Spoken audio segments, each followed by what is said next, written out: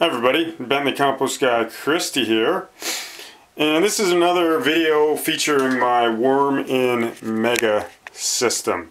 Now if you haven't seen the first Mega, I recommend watching the first Mega video.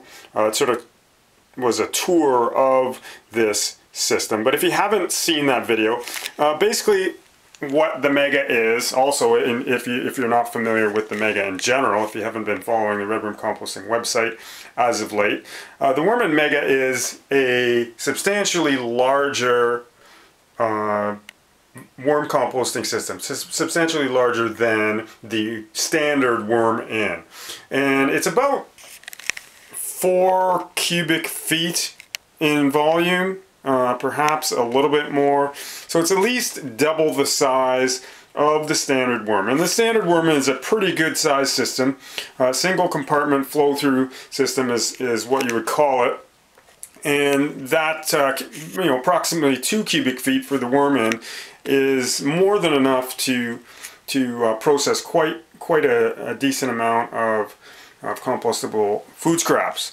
But of course with the Mega we've got much larger volume, and therefore you're able to process a lot of waste. And in this particular case, the project that I kind of started with this Mega was this very simple idea of just processing all of my compostable food scraps, and we produce quite a bit of vegetable and fruit waste.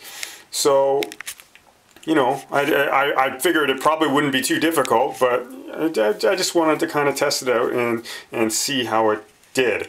Now, I did start off quite slowly. The one thing that I would recommend with a system like this is to use lots of worms, probably at least 3 to 5 pounds sort of starting out for best results. If you want to kind of hit the ground running, you can start with whatever amount you want. And what I basically did was just dump in everything from my old Worm in and whatever worms were there, and I didn't add a huge amount of worms, and I kind of took my time. I wasn't actually adding all of our food waste initially, and it's just kind of ramped up from there. And it's now to the point where, you can see the level, and even this video is a bit misleading. It's actually sort of further down than what I'm looking at on the screen here versus what I can actually see. It's definitely further down than it appears. And I keep adding material, and it just keeps going down. The other thing, aside from the food waste, what I'm not keeping track of is exactly how much of this carbon-rich bedding material I've been adding, and it's been a ton. Every time I feed, I essentially add some carbon-rich stuff. Oftentimes, I just kind of add the food on top of it and then add a completely new layer. So they've been processing a lot of bedding material as well, and I highly recommend with a system like this, and with any vermicomposting system, that you make sure you're adding lots of carbon-rich bedding as well. And as I touched on in the last video, I've been optimizing the food waste. So that means freezing. In this particular case, it means freezing it in deep freeze, thawing it out, chopping it up really well, mixing it with what I refer to as living material. And in this particular case, living material just happens to be some old coarse vermicompost, stuff that's been sort of screened, separated from some nicer vermicompost, some finely screened vermicompost, and it's great stuff. It could be compost, could be some leaf litter, anything kind of brown and earthy, and it's been going through quite a bit of decomposition and stabilization. Anything that's rich in microbes like that is going to probably be a pretty good living material. And just a coarse vermicompost might be one that people who are vermicomposting just happen to have access to. So all of that mixed together makes for a very optimized food waste mix. And because of that, all those microbes in there, the increased surface area, the breakdown from the freezing, it's going to really make for a material that the worms are going to have no trouble sort of tackling right off the bat. They're going to get right into it, and they're going to process it. It's a much different thing than adding, whole fresh chunks of broccoli or carrots or whatever, just kind of throwing them in your bin and hoping for the best. You know, that if you've got a system that's processing really slowly, then that's one thing to really consider. And the other great thing that applies directly to any kind of worm-in system is airflow. If you've got really excellent airflow as well as the optimized food waste, that is going to speed things up so much. You know, something like a plastic enclosed worm bin where you tend to not have nice airflow, that's going to sort of impede the progress. Even if you're optimizing, you're probably not going to see nearly the same sort of processing speeds. Anyway, I just want to have a quick look around before the main kind of thing I want to show you today is I'm actually going to start to harvest. Even though normally I like, with a worm-in, I like the level to be up higher, closer to the top, maybe up around this sort of black rim here. Ideally, you know, you want the worms to be up as high as you can to lessen the chance of finding worms down below. But because the system's been going for a few months, I'm not too worried about, you know, if we have a few worms in there, not a big deal. And I kind of want to get things going. I want to see what's going on down below. And so I don't mind trying to harvest. One thing I want to mention here, people seem to have this terror relating to citrus waste in vermicomposting systems, and other people seem to be spreading these rumors about the fact that you should never ever add citrus and these sorts of ideas. And it's just, honestly, it's just nonsense. You can add citrus waste in moderation. Don't worry about it. And especially in a system like this, you know, where you're optimizing the materials, if you freeze them first, thaw them out, and if you've got lots of springtails, we talked about springtails last time. I have loads of them in here. They are great little critters. I know some people worry about them as well. But you know what? With something like a citrus waste, I don't know if you can really see that. It's sort of tough, but this chunk of rind is coated in springtails, and they seem to really jump on some of these wastes that the worms don't tackle right off the bat, and you know, kind of help the process along. So don't be too stressed about having some citrus waste. Obviously, definitely in moderation compared to some other waste materials. Citrus is a bit more hazardous, you know, a bit more potential for trouble, because it is going to probably take a bit longer to break down. It's got these essential oils in it and a tough rind.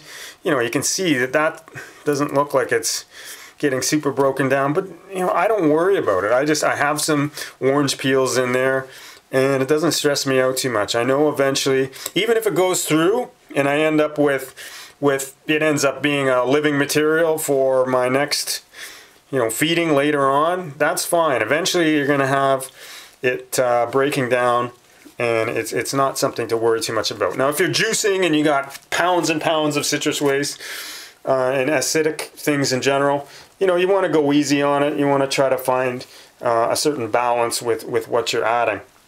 So anyway, one thing we looked at last time was just the sheer numbers of worms. It certainly hasn't changed. The numbers has probably gone up, if anything. But if I dig down around, you just see these gobs and gobs of worms, and springtails, of course. So the system is doing very well. And all that brown stuff, you know, a lot of that is this living material that I've been mixing in just to kind of help the process along. And it's doing a good job with that. All right, so let's just keep the thing moving here. So I've got a tray down below now. And one thing I do want to quickly touch on here, if you happen to be a worm-in or worm-in mega owner, you can probably see a little bit of white down here. You know, depending on where you keep your mega, what the surrounding conditions are. You know, this happens to be in the corner of a musty basement, essentially. So I'm not too surprised to see a little bit of mold growth on the outside lower walls of the mega. You know, I've been adding a fair amount of water to this system, and as mentioned, a fair amount of food waste. So the potential for that to happen is going to go up. And again, especially because of where this system is sitting, if it happens to you, don't stress out about it. You know, I know somebody on the blog mentioned that somebody was claiming that they had their whole outer coating of mold growing on their worm in. And I thought that sounded really, really bizarre. Well, as it turns out, what that person had done was wrapped it completely in plastic to somehow kind of keep the moisture in or something. I don't know. Anyway, do not wrap your worm in plastic. That is definitely not the purpose. But if you get a little bit of mold here and there, obviously if you have a mold allergy, I mean, maybe you shouldn't be vermicomposting in general if you have a severe mold allergy.